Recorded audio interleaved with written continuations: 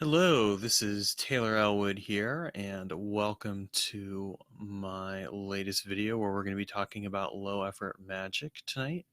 Before I do that, I do want to do a shout out to James Marsh, who became my first patron on my Patreon page. Thank you, James. I really appreciate the support. It means a lot to me. I mean, I can't even tell you how much it means to me. So thank you, sir. Appreciate it. And for those of you who are interested, yes, I have created a Patreon page. You can check that out at the link at the bottom of the video here, and I certainly would welcome any support you choose to give. All right, so tonight we're going to talk about low effort magic, and let's first of all take a moment and define, well, what is low effort magic, Taylor? Well, aside from the fact that it's one of my favorite forms and approaches to magic, which, hey, cool, that's awesome. Low effort magic is magic that that essentially involves, in my opinion, the careful application of power and technique to achieve a result without having to put a lot of effort or energy into the process. Another way of putting it is, and perhaps a less technical way of putting it is simply, putting in the least amount of effort to get the most amount of result. And so when I think of low effort magic, that's one of the things that I think of, because low effort magic to me is really about taking this very focused approach to magic that nonetheless doesn't involve a ton of effort on your part. Okay, so great. We've provided a definition now, but let's think about some examples, because definitions are all very theoretical. Let's get into the practice of it. So my approach to low effort magic, I have a few different approaches, and so I'm going to discuss each of them, and I'm going to provide examples. So one of the examples of low effort magic for me is the example of taking a specific object and using it as as a focus for magical working. For example, this Jupiter pentacle would be a good example. The paintings behind me actually would be good examples. So really, if you think about it, magical tools essentially can become objects that can be used for low effort magic. And what we're doing in these specific cases is we're using these tools for very specific purposes. Um, for the purpose of my example, um, I like to think of low effort magic in the case of a tool as a way of evoking or invoking a specific type of energy that you want to work with. For example, the drawing above me is a drawing of the planetary energy of Jupiter, and so I am essentially invoking that energy through that drawing, or evoking it, depending on what I'm doing at the time with it. And that drawing serves as a focus that allows me to connect with that energy effortlessly. And of course, then as I said before, I also have this pentacle, which serves a similar purpose as well. This is a case where what we do is we might actually do a fair amount of effort up front, the creation of the magical tool. Whether it's the pentacle or the painting or whatever it is that you're creating may involve some effort up front, because you're doing this act of creation where you're creating this very specific tool for a very specific purpose.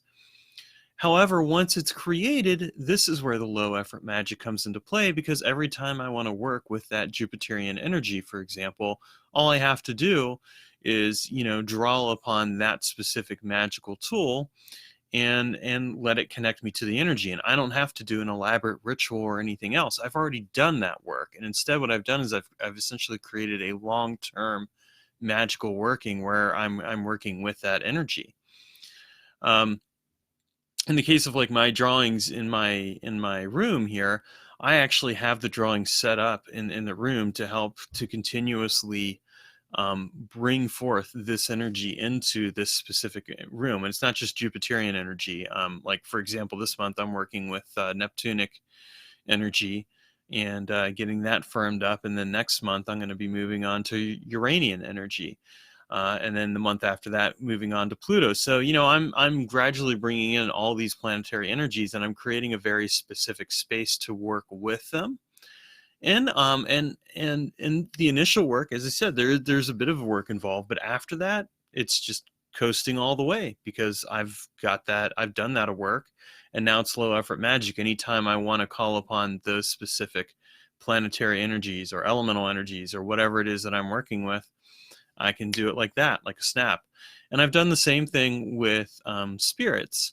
So, for example, I have paintings of the goetic seals, for the demons that I work with, or I have drawings of the angels that I work with. And for example, the drawing that's there, Tzaddik is the archangel Tzaddikiel. Again, similar principle, where what I'm doing is, I've created this drawing as a way to mediate and work with that specific archangel. And it's the same thing with like the goetic demons. If I'm working with them, I've got these paintings set up where, I did the initial work was a little bit more, involved, had to connect with them, figure out the terms of our agreement. But once that was done, create my initial offering, which is the drawing or the painting or whatever else. And then I'm able to connect to them anytime I want to. And there's not a lot of effort involved. I like this approach because low effort magic really it works along the lines of simply saying, okay, like once you've done that initial work, there it is, it's done. It's all set up. And now I can work with that anytime I want to for the rest of my life. This is also similar to how I approach working with magical entities. It's the same principle. I create the magical entity, I design it, and then after that, I basically just set it and have it do its thing. I have a car entity that I work with called Spedlimp that I created a long time ago to help me be a safer driver, and at the same time help me to navigate the roads better. I created that entity many years ago. I use it every single day. All I have to do is anytime I see a cop car or like an ambulance or a fire truck is say, thank you, Spedlimped, and touch it. And that's it. That's my offering to it. It continues to do its work regardless. That's, again, another example of low effort magic. Now, I've shared that in regards to working with spirits and working with specific types of energy, whether it's planetary or elemental. So let's approach this a little bit further and talk about it from a practical magic perspective. Let's say we don't want to necessarily do just low effort magic. We want to do practical, well, that is practical low effort magic, but we want to do practical low effort magic in regards to something where we're not necessarily drawing on something else. Is that possible? Yes, it is. So another way that I like to approach low effort magic involves what I call attention stacking, where what I'll do is I'll set up a magical working that I've done, and I'll set it up in a public space, whether it's social media or whatever else, and then I will let people pay attention to that magical working. When they happen to, if they happen to see like a sigil that I've created or something like that, their attention ends up feeding that sigil. It's not the only thing feeding that sigil, but it's one of the things that I use as an example. And I call it attention stacking because what it does is it stacks that momentary attention. It's not even something where somebody has to be staring at that sigil for like more than a second. You could be scrolling by on Facebook and your eye just might catch it for a moment, and there you go. You've given a little bit of your energy to that sigil and helped to charge it further and helped with the firing process. That's low effort magic because what I'm doing is I'm not putting a lot of my own effort or energy into it. Instead, I am simply gathering up the effort or energy needed from various sources and applying it to that magical working and letting it power it. It actually in some ways involves the principles of the slight edge, which is a book I just read recently, which talks about how if you make the slight adjustments and slight focus on small actions, the small actions build up to big changes. Well, if you remember, I did a video recently on that. Small actions lead to big changes, and it's kind of the same principle here with low effort magic.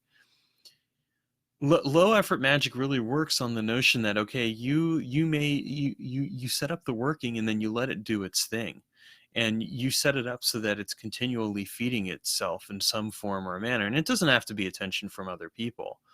I mean, I've done things where, like, for example, with job hunting and career, career opportunities, I've set it up so that, you know, the job, the magical working for the job will be empowered by every single resume that I send out, every application I fill out, every interview I go to, and then by the activity of the job itself. If I'm doing work every single day, that's going to feed into that, and I can actually just take that work and double dip it, right? So if I'm at my job and I'm taking a call at the time, as an example in my case, that effort that I'm putting into that call can be double dipped. I can take that effort from the call itself and slide it toward a magical working as well.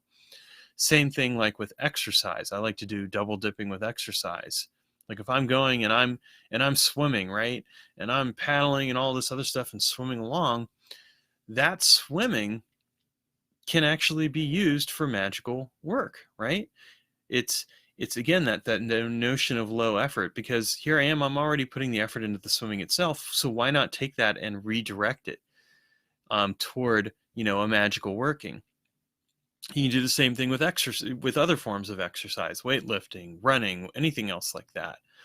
A lot of times people get so fixated on treating magic as something where you have to do this elaborate ritual or whatever else, and you have to put all this effort and energy into it.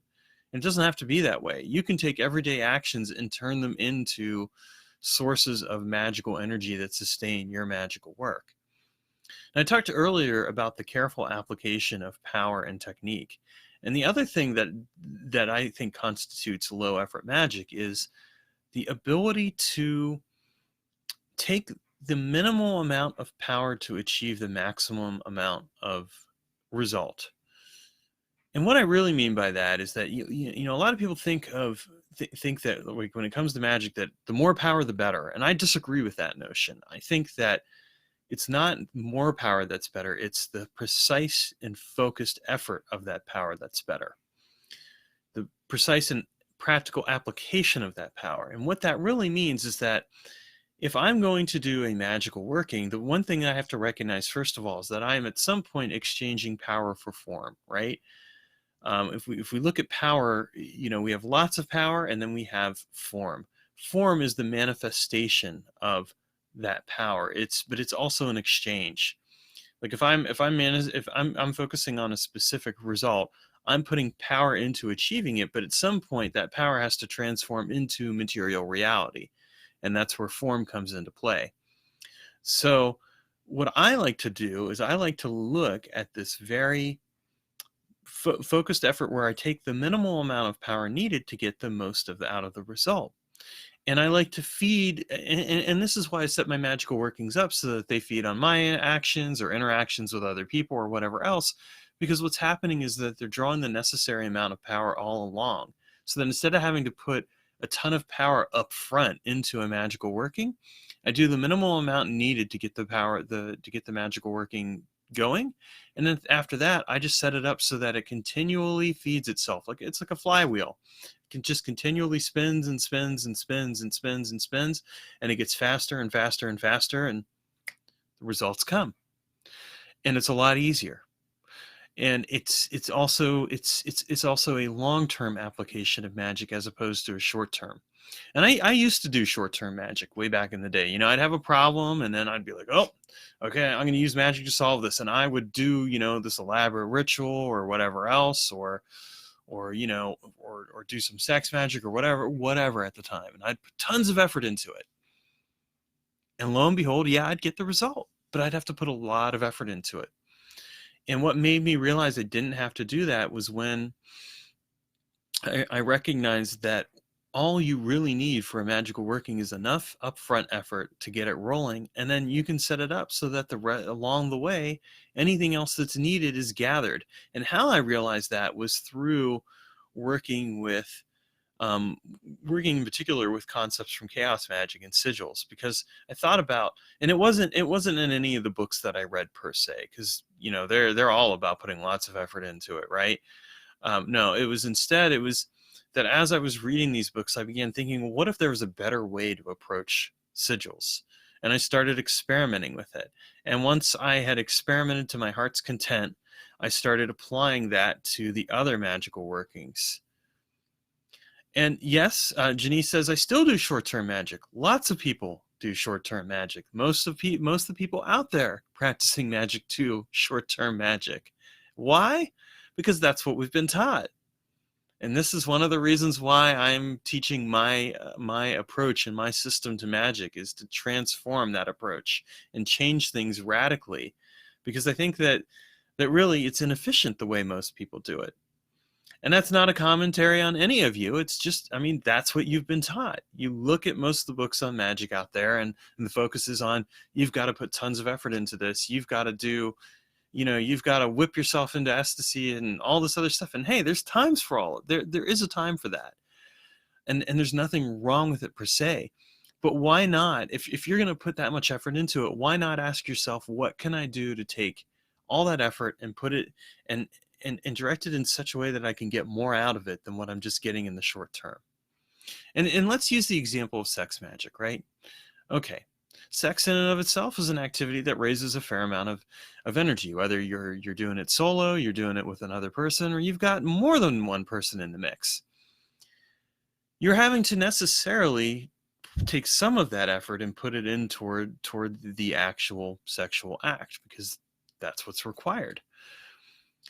But you're also at the same time having to necessarily recognize something, that is that you also have to put some of that energy in toward the actual working. And here's what I like to do in that kind of a situation. I like to take it from a perspective of, if I'm going to put this much effort into all this happening, I want to take it in such a way where I'm going to connect that initial act with stuff that happens down the line. And so I'm going to set it up where there's a linkage between other things that are occurring that are related to the result that I want to manifest. And this then allows me to actually take a given magical working and turn it into multiple workings, because what I can do is I can put so much of this effort into this working, so much of this effort into this working, et cetera, et cetera, et cetera. And I launch them all at the same time. My comic book sigil method is a good example of that. I would set up multiple sigils, link them together. This is written about in Space-Time Magic and Space-Time Magic Foundations, and connect them together, then do the initial work of launching it. And I set it up on the notion that when one sigil manifested as a result, it would pull in the other ones. The other thing I set up, though, is that there's this constant flywheel where whatever is needed goes into feeding those sigils to help them get to the point where that the momentum, the power overcomes the inertia, the resistance against the manifestation, and turns it into an ally. So this is really a philosophical, in some ways, approach to magic, but it has very real practical applications. And what I would invite any of you watching this video to do is to consider how you can best take this concept of low effort magic and apply it to your own practice. Instead of just doing short-term magic to get, short-term results, let's look at the long term. Let's look at how we design our lives with magic. What are we doing to set our lives up? What is it we really want down the line? And how can we take this magical working that we're doing and not just use it to get a short-term result, but have it ripple outward and produce further results that benefit us and allow us to achieve the kind of life that we want? And how can we and how can we really just do magic where we're only putting in the necessary amount of effort needed so that we can focus on other things in our lives? Final example I'll share with you is in my workspace, I have certain magical workings that are going on. I have my wealth magic workings that are occurring, like my little magnets with the that are hanging upside down, and they've got the gravity coming up and pulling them down, and at the same time they have the magnets attracting them into place. I took that working on the basis of, okay, gravity and magnetism are going to work together. They're going to work seemingly against each other, but they're going to really work together to hold these things into place. And all of that energy and effort being put into it by the magnetism and the gravity, all I'm going to do is program it with just a little bit of magic so that it works toward what I want it to do, that it's going to attract more sales, more leads, whatever else, and that it's going to consequently bring that activity into my life as needed. And it has. I mean, it's worked wonderful. And all it really involved was that initial effort of sculpting the metal, putting the magnet on the thing, sculpting it the way that I wanted it to look, and programming it the way I needed it to be. Not a ton of energy, I might add, put into all of that. And once the programming was in place, that this is what the magical working is going to do, and this is the focus of this specific tool, away it went. And how I feed it is, of course, the gravity and the magnetism, but I also feed it through the activities, because every single sale, every single lead, everything that I am doing to generate more wealth in my life in whatever form it's coming in is also feeding into that. But I'm not having to do a ton of things around that. You know, when I go and I set up an ad, okay, I'm putting a little bit of effort into it, just putting a little bit of effort into that ad then. But like in the example of, say, like my stocks and all that, other than picking the stocks and kind of watching them and seeing how they're doing and making sure that I've got the right ones going and that they're generating extra income, that's basically all that's needed. And this is what we mean by low effort magic. We take what's already happening around us and we double dip and turn it into something that takes things further. At least this is my version of low effort magic. In the comments below, feel free to share yours and share some ideas. And otherwise, I will see you next week. And Janice, thank you for commenting. And again, a big thanks to James Marsh for being my first Patreon patron. Appreciate it.